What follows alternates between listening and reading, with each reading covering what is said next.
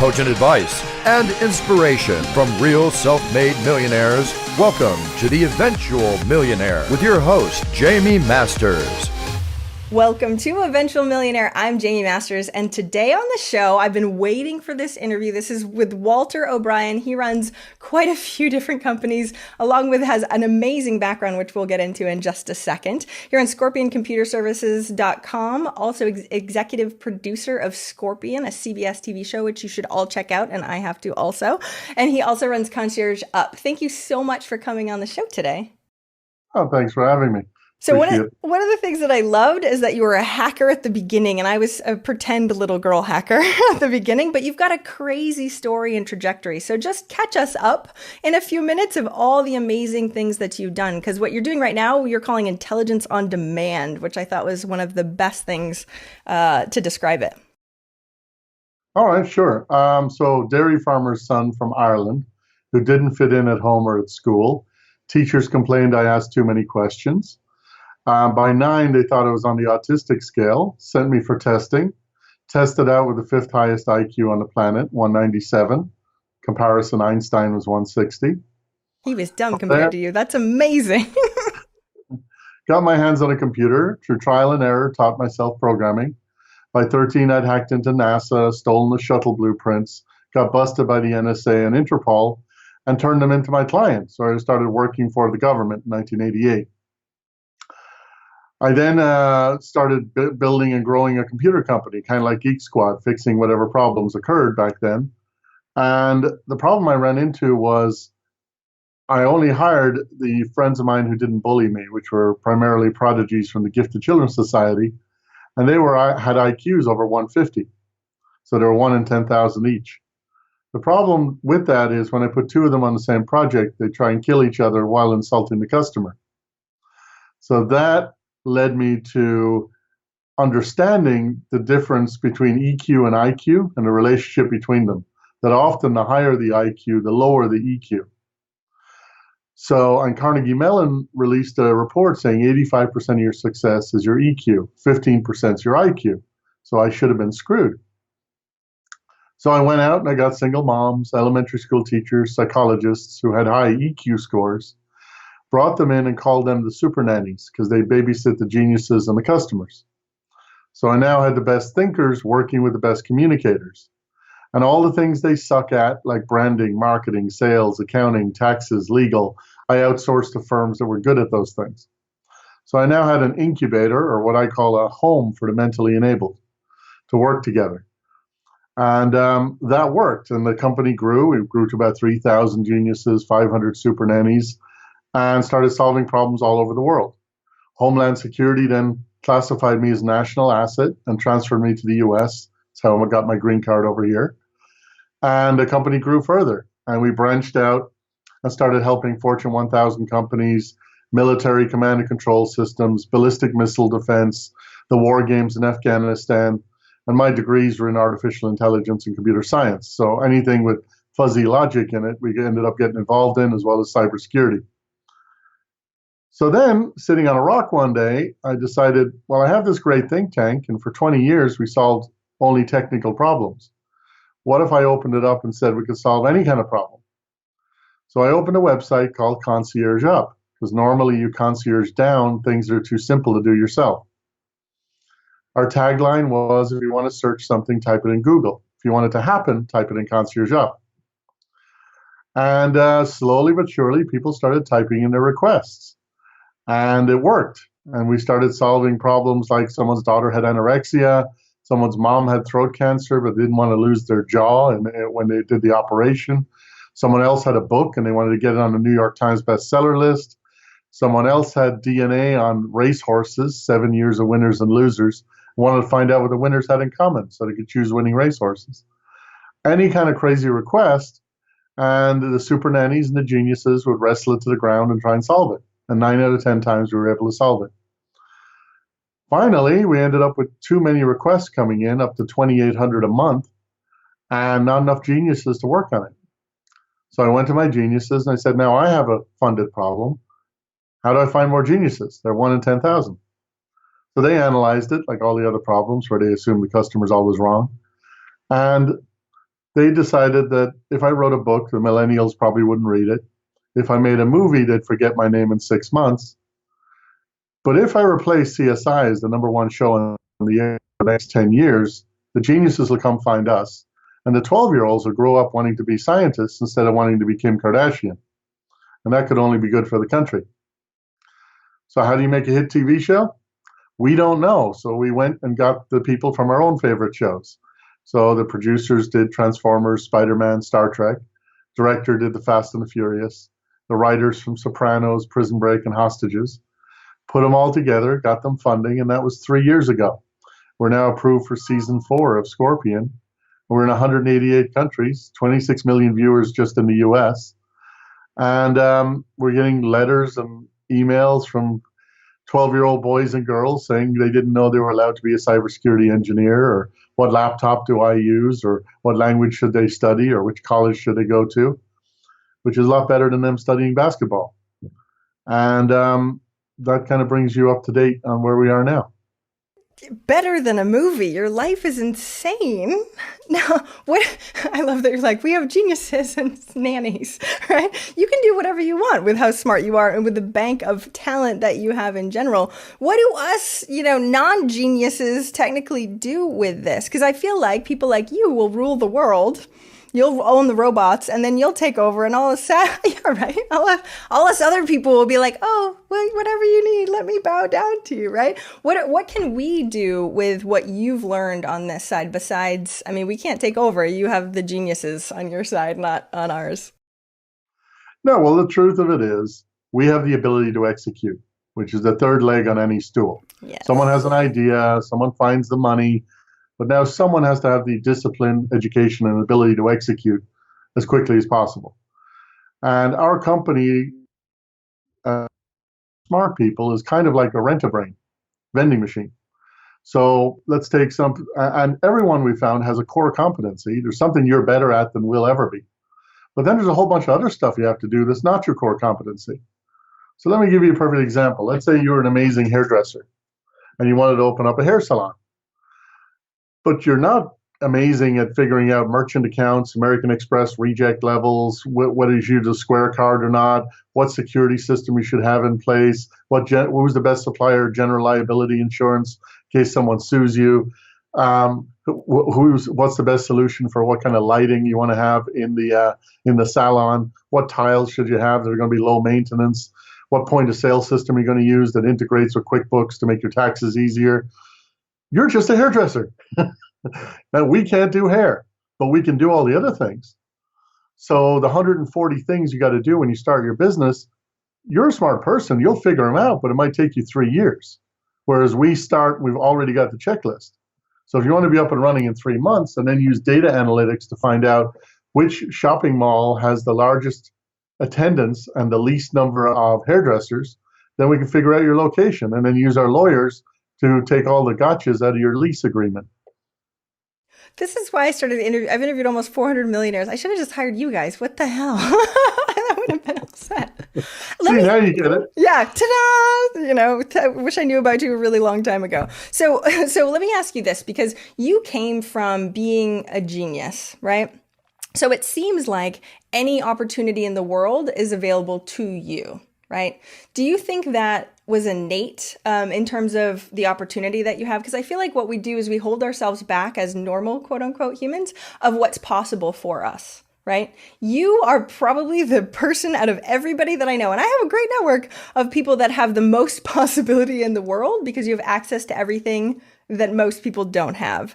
So do you really feel like you could conquer anything pretty much on the planet? And do you think that's something that a skill that we normal people could learn? So it's a great question, and there's a complex answer to it. Of course there is. I love it. So bear with me. First of all, I cannot conquer anything on the planet because I am extremely, almost totally left brain. So you take all of the right brain stuff on the planet, being a rock star, a singer, an actor, a poet, a writer, and take those off the table immediately because I do not have any of those kind of creative skills. That's why I stick with my engineering niche and the ability to engineer, plan, and execute things correctly. Now, That doesn't mean I can't hire an actor and a singer and a songwriter if I want to get there, but it doesn't mean I can do anything. Now, I was the last to believe that I was a genius because you have to take the context. First of all, I'm growing up in the middle of nowhere on a farm in Ireland. If the people around me told me, wow, you're a genius at computers, it's because they're on typewriters. So, I didn't have independent validation. Because of that, I did high-speed programming competitions and won nationally for a few years. But even then, I'm like, well, it's Ireland, it's a small country, and who knows if the other 50 contestants were sober. So then I did the World Olympics in informatics, and I ranked sixth. And that was the first time I was like, okay, well, this is 150 countries, top people from every country, and I had no training and no coach. So I guess this is a reasonable assessment of where I stand. Now, I do believe I can solve any problem because of a mixture of you're right, the confidence that I've solved all the other problems.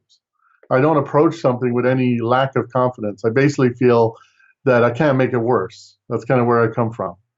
So, for example, the racehorse analogy I used earlier, it's a 200 plus year old sport where no technology has ever been used. Nobody's run the telemetry data from a horse or checked their DNA. So I can't make it worse. As it is, the choice is 1 out of 150 win. I only have to be right twice out of 150 to double my success. So I love industries where nobody has used technology because I can't make it worse. Secondly, now my Rolodex is pretty big. Whoever I call on the planet tends to call me back, and they want to work on a cool project. So we smart projects and a good corporate culture attract smart people. So we definitely now have access. I'm trying to be the dumbest guy at my company, and we have access to some really, really good brains that do great things. And I know just enough to kind of hold them all together as the ringmaster. Now, IQ is kind of like horsepower in a car. You get it hereditary, it's through your DNA. It's like your eye color. There's not much you can do, and it doesn't really change.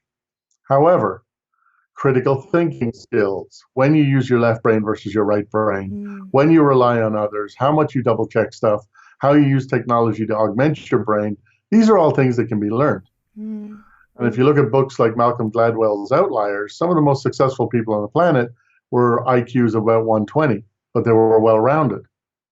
And if you walk into any big organization, the CEO is not the guy with the highest IQ, it's the guy with the highest EQ who's playing golf with the right people.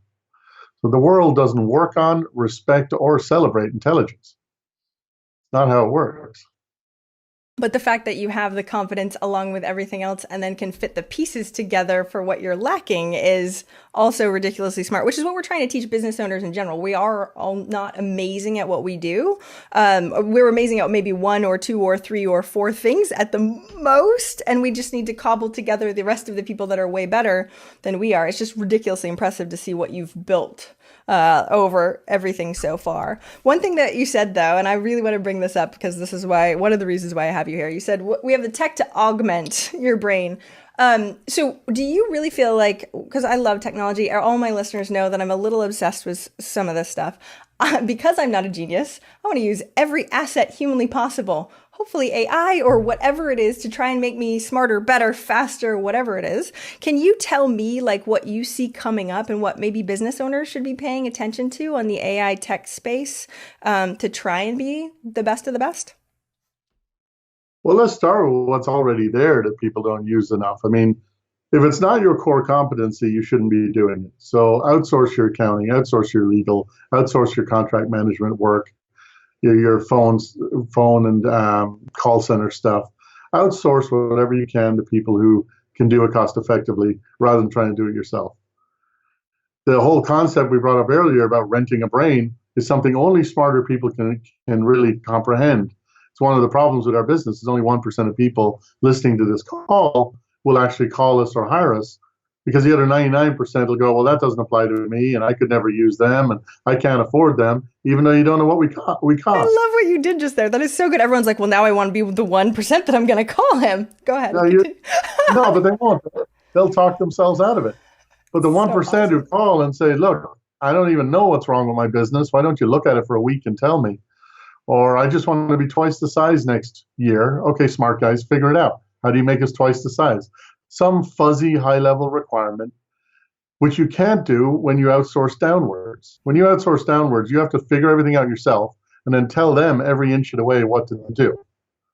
With us, you can simply blurt out the problem and go, I'm not happy, or I want to retire, or I hate my business partner, whatever it is. And that's it. That's all the instructions we get. From there on, we got to figure it out.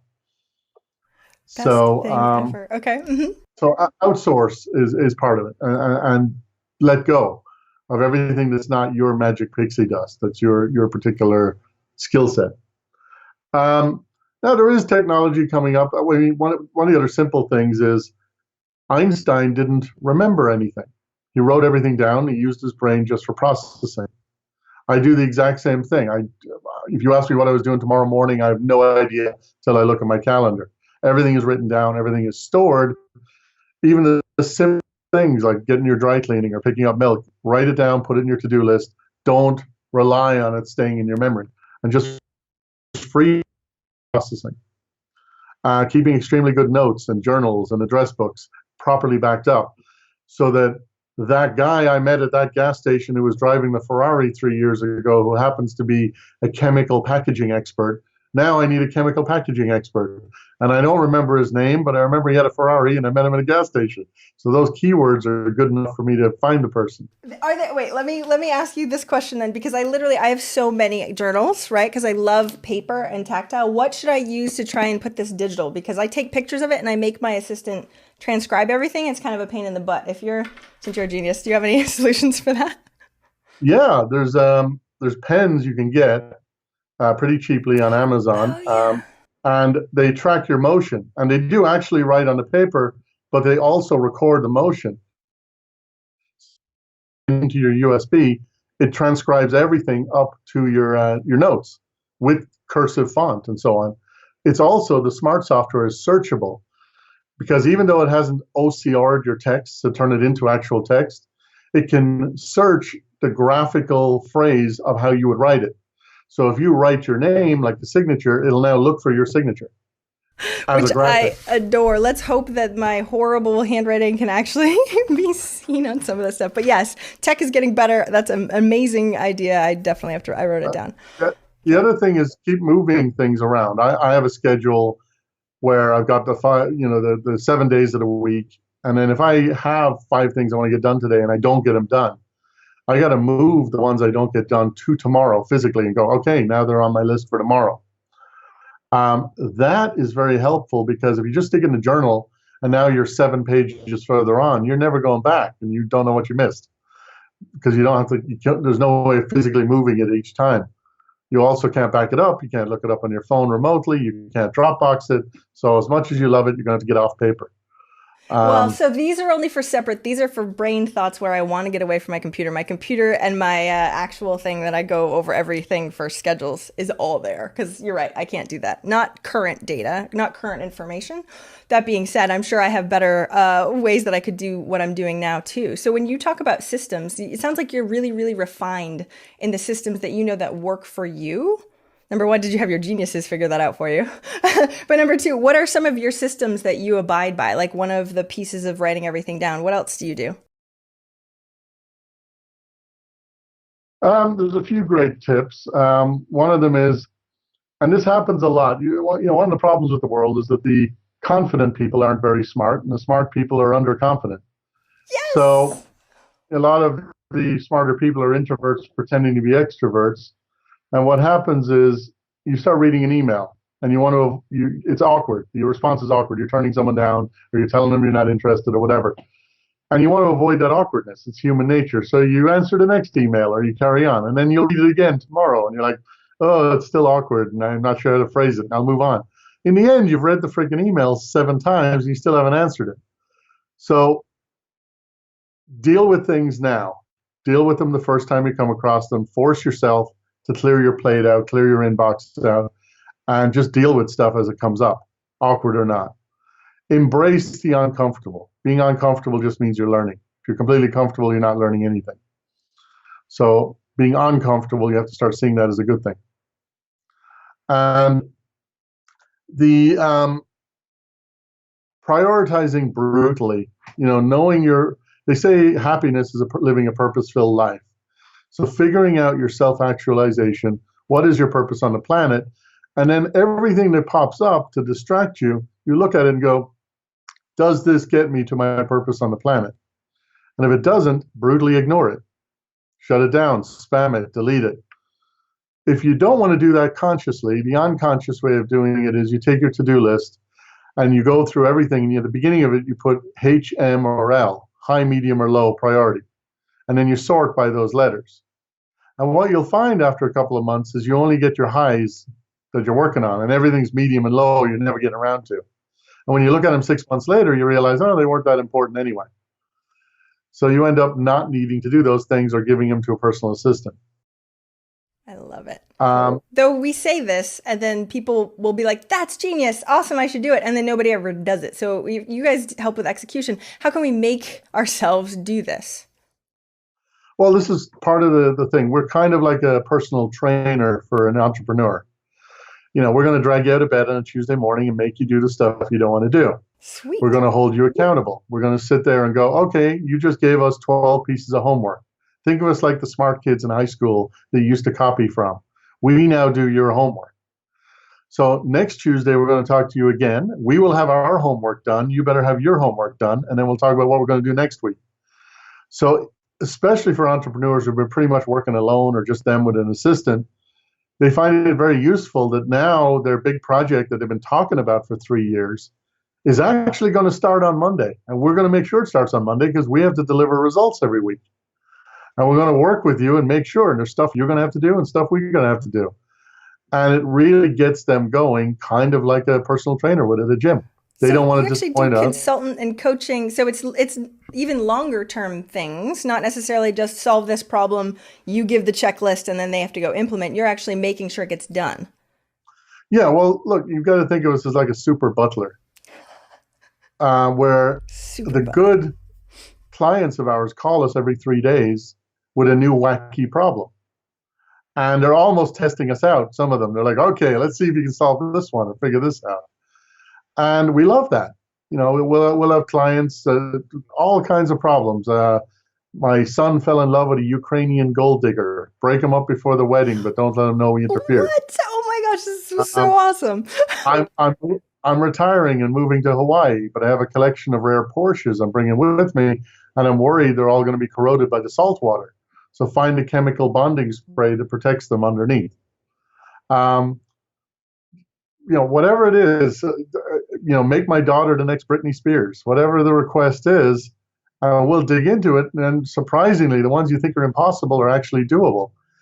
And some of the other ones, we'll come back to the person and say, look, this is doable, but it's going to cost $1 billion. Your budget's $100,000, so it ain't going to happen.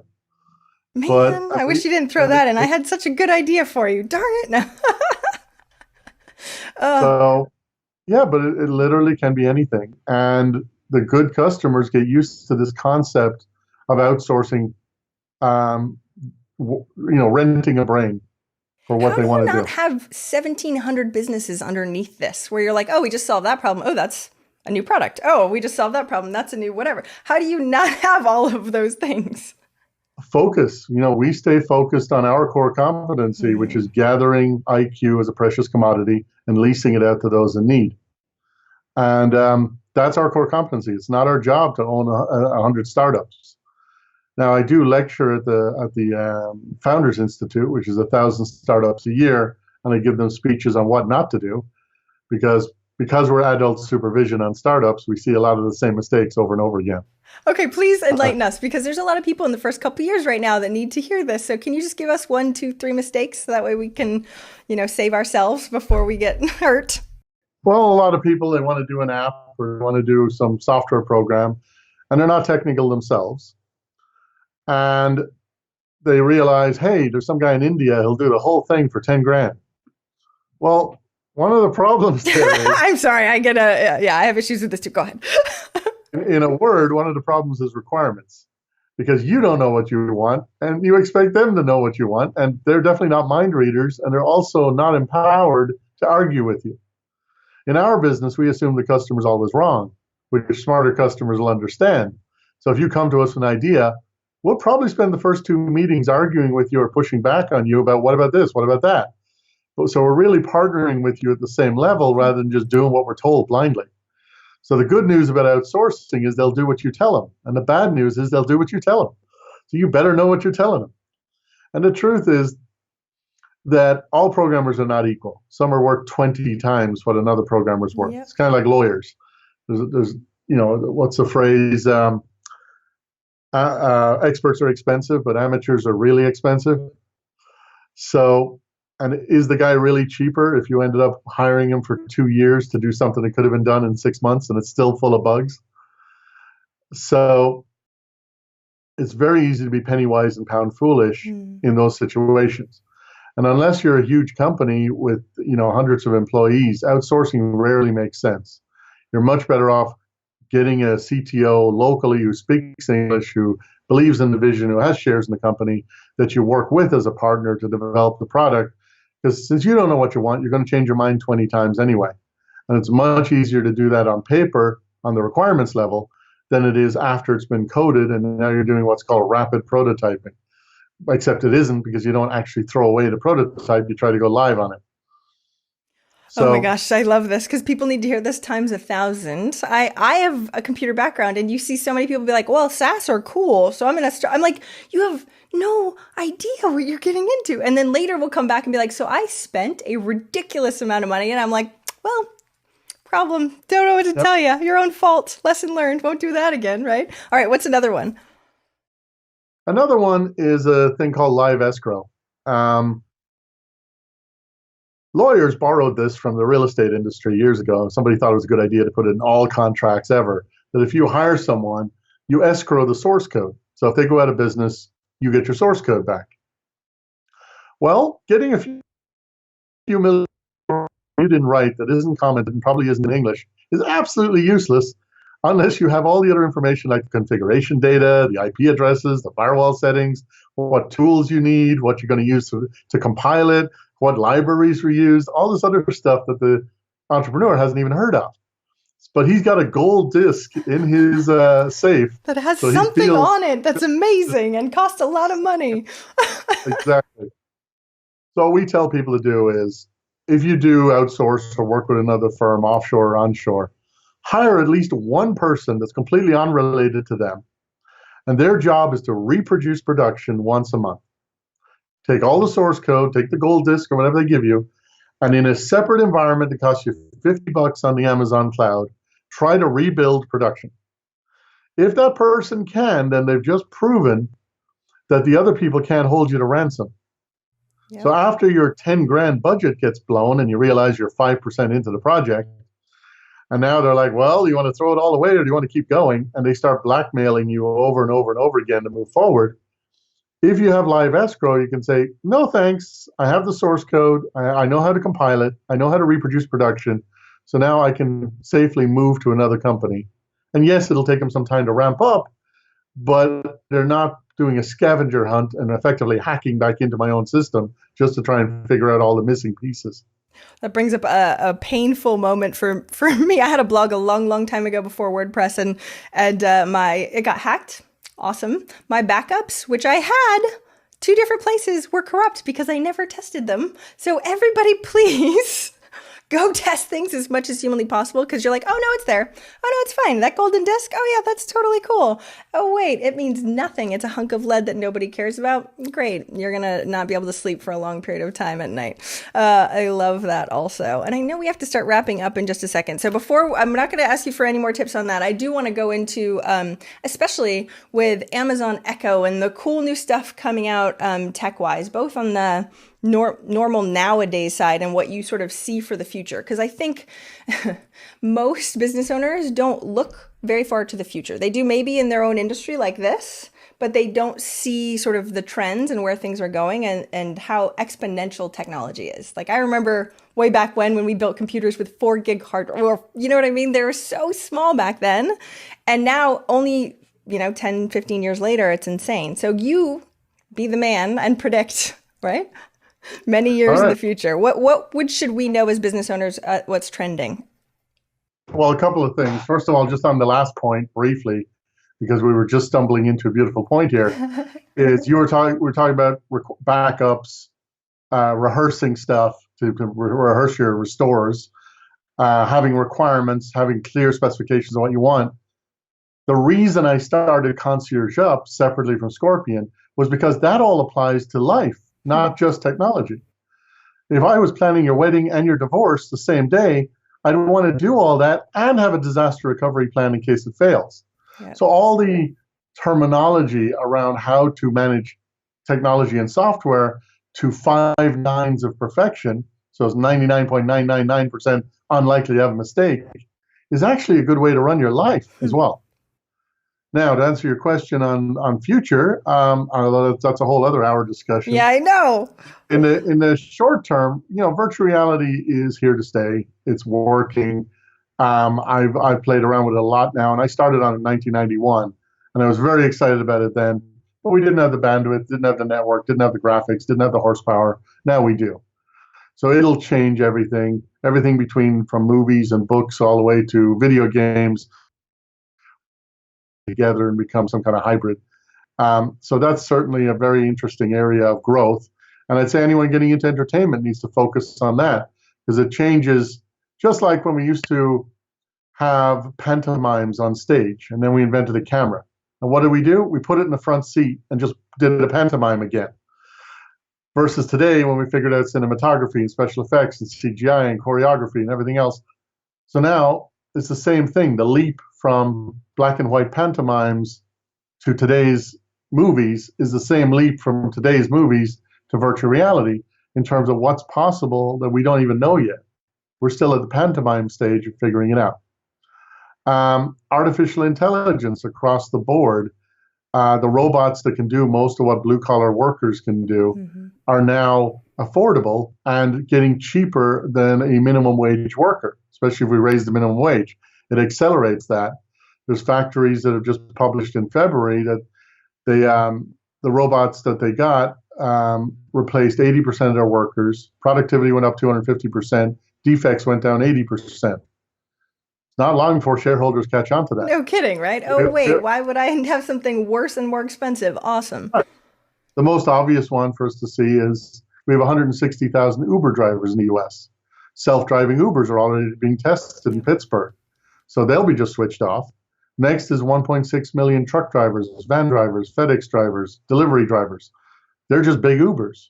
Already they're testing self-driving Uber trucks.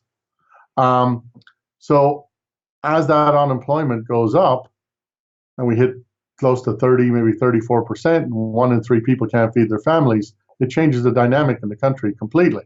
And not everyone can code and do AI suddenly.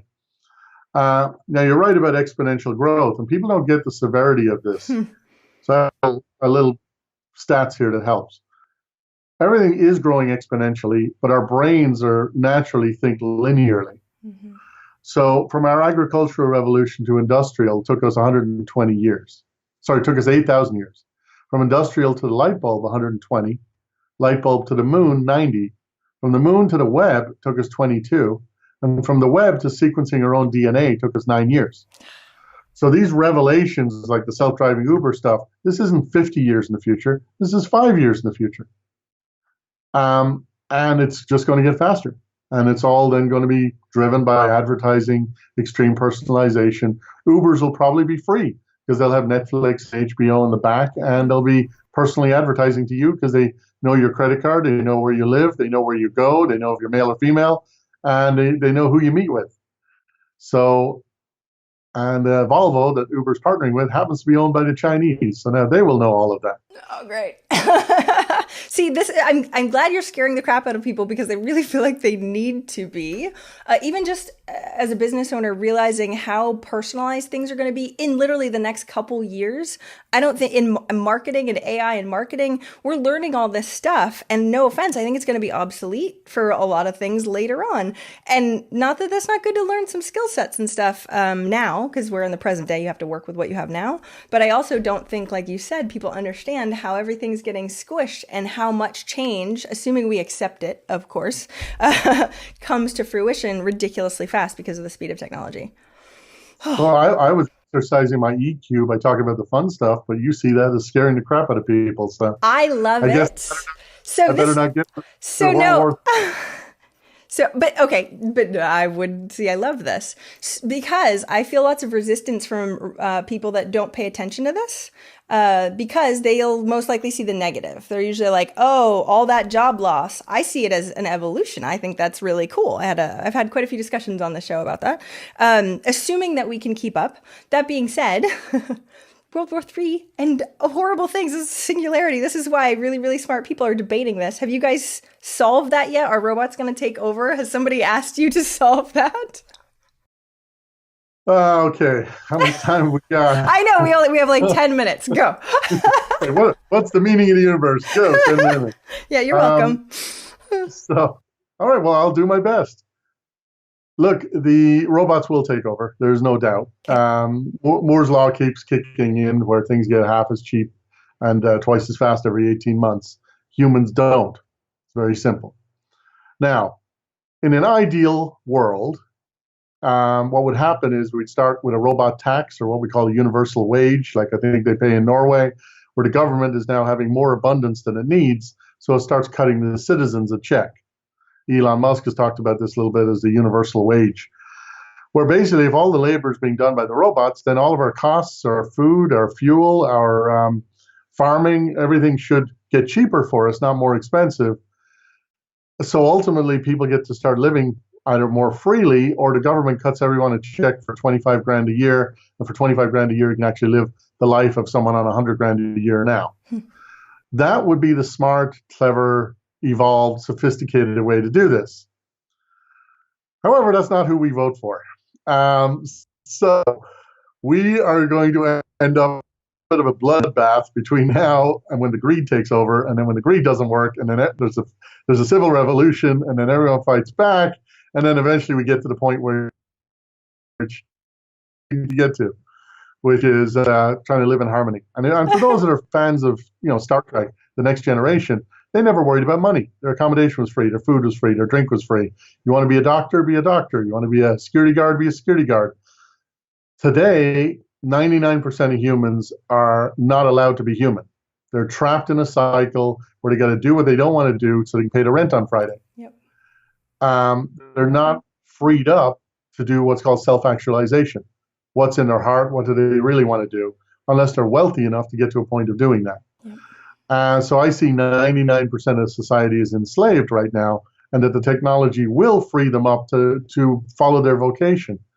But it's going to be a bumpy ride between now and then. Now, the other part of this, in my 10 minutes, is we will and are working on downloading memories, uploading brains, backing up your brain like you back up your iPhone. I was just going into the matrix right after this. All right, continue. Go ahead. Cloning your stem cells. Yep. Adjusting your telomeres to control aging. Yep.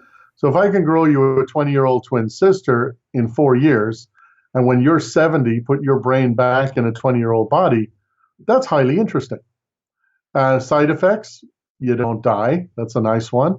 Number 2, why solve all terminal diseases if you can throw them away with the old body? And 3, a neato side effect is teleportation, because you can now call Hertz Rent a Body in New York, rent the Angelina Jolie special, email your brain over there. That body becomes your rental car, and your brain becomes the driver. You don't bring your car with you when you fly now. Dollhouse, the show by Joss Whedon. Anyway, yes. So keep going. Now, I want all of it. So the idea on the singularity side is that people think all of this will come together in 29 years, which will be the year 2045. Yep. Been on the cover of Time magazine twice now. The concern is that I've studied AI. That's what my degree is in. I know how far away we are from real Terminator level AI. I'm worried that tomorrow it's going to take over all humans. However, if we can upload brains, replicate them, play with them like an MRI scan, split them, slow them down, fast forward them, and adjust them, we can reverse engineer them. Then we'll figure out AI, consciousness, and memory within about 2 years. Wow. It's kind of like dropping an iPhone into a tribe somewhere and letting them reverse engineer it. Yeah. They might eventually figure it out. So if we do that, and we really have AI modeled on a human brain that escapes onto the internet, then the first thing it will do is kill us because we are the biggest threat to the survival of its species. So ironically, the thing that makes us live forever might be the thing that kills us.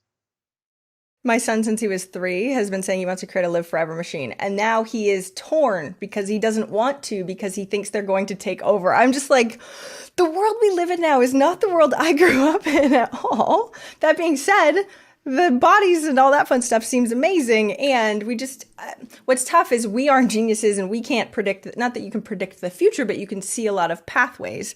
And so trying to head ourselves off when something smarter than us is coming, yeah, that's where the World War III scary shit comes in my opinion. Hence the reason why I like talking about this, because I have kids. We kind of need to be paying attention, or at least more attention than we are right now. Even though, like you said, it's not for a little while, it's gonna hit us sooner than we even think. Well, when head transplants become more popular, then you'll be able to sell more of those chokers.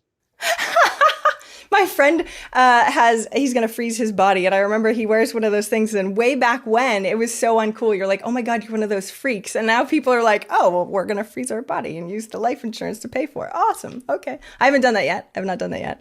That being said, I would be okay with living forever. I have so many more questions for you. I know we have to wrap up. I knew this was going to happen. So I'm going to ask the last question, even though I want to ask. You really got to watch the whole show. I know. Go. I'm gonna have you on 10 more times. No, I have to pay Rent a Brain in order to have you on 10 more times. By the way, you want to talk about how we're paid? Oh yeah, sure. Briefly. So because you don't know what your problem costs and we don't know what your problem costs, instead of getting into this stupid thing of fixed bidding stuff and then arguing with each other because both of us changed our requirements, we work like a law firm.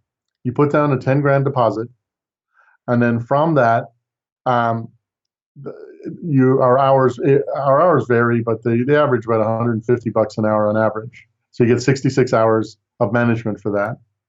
I don't charge for my time at all. And there's no tie-in, no long-term contract. So basically you work with us week to week. Anytime that we're not the smartest people you've worked with, you can fire us and then take your money back for any hours you haven't used, because it's only a deposit. And the hours we use, you authorize anyway. So every week, we're going to say, here's what we did last week. Here's what we're going to do next week. Are you cool with that? And if the pot runs out, you put more money in the pot or we stop working. So because of that, in 30 years, we've never had a bad debt, an account receivable, a lawsuit. We've never sued anyone. No one's ever sued us. It's amazing. And it's a much nicer way to work. So it really is augmented intelligence. Well, and what's so funny is I actually charge $1,500 an hour. So I'm just going to take 10 hours and have you guys solve all the problems that I'm going to do. And therefore, I already have smarter people working on it. Outsource everything. I love this. I'm glad you explained that to me. That's amazing. And that's way less expensive than I would assume. Because like you said, when you go on, you're like, oh, assuming you're solving the freaking world's problems, military and other, of course, it'll be ridiculous amount. Great. I think this is amazing. I know I still have to ask the last question. Okay. So what's one action, one out of everything, that listeners can take this week to help move them forward towards their goal of 1 million? Well, they can log into Concierge Up and type in their top 3 wishes, but that's my self-serving answer. Go do that right now. Everybody, go. They just met an affordable Santa Claus. They might as well use it. An affordable Santa Claus. I'm sorry. Go ahead. So, all right. So separately from that, focus on your core competency. Really identify what is it that's special about you that no one else can do. And don't waste your time on everything else. Outsource everything else, literally, to whoever. But just focus on your core competency, because that is the only thing that's going to differentiate you as things get more personal, more niche, more directed, more data-oriented in the near future. And the other thing is, I guess, protect the assets you've got. Make sure everything you've got is backed up, is protected against ransomware and cryptoware, which is hitting everybody now, and that you can actually restore from it so you don't take a step back from where you're already at. This is amazing. Everybody should solve all of that. Call about your specific industry and go, where do I need to be in 3 years to head off all the crap that's coming? Where do I need to be in 10 years? And they'll solve that for you. Ta-da! problem solved. Now you can sleep well at night knowing that things coming up aren't going to be so bad. Thank you so much for coming on the show today. Well, give us the links again where we can find more about you, where we can watch the show, all that fun stuff. So conciergeup.com to type in your wishes. That'll actually link you over to scorpioncomputerservices.com where you can learn all about us. Just click the press page. CBS every Monday night at 10 o'clock. The TV show's on, although we're just wrapping up season 3 right now. But you can also see them all at cbs.com. Target, Walmart, Best Buy have all the box sets if you need to binge watch. That's what I'm going to do. Easy to find. But the show is not necessarily about technology or hackers or geniuses. It's actually all about EQ, the one thing we're all missing. So it's a dysfunctional family of superheroes with OCD and germophobia. You should all be able to relate to that. Oh my gosh. And we could have done a whole conversation on EQ also and getting better at that. So maybe if I beg, you can come on the show, or if I pay. Well, you said your time's free, so maybe I can have you back on the show again. You've been amazing, Walter. I really, really appreciate it. Thanks so much for taking the time to come on. All right. Thank you for having me. Much appreciated. Great.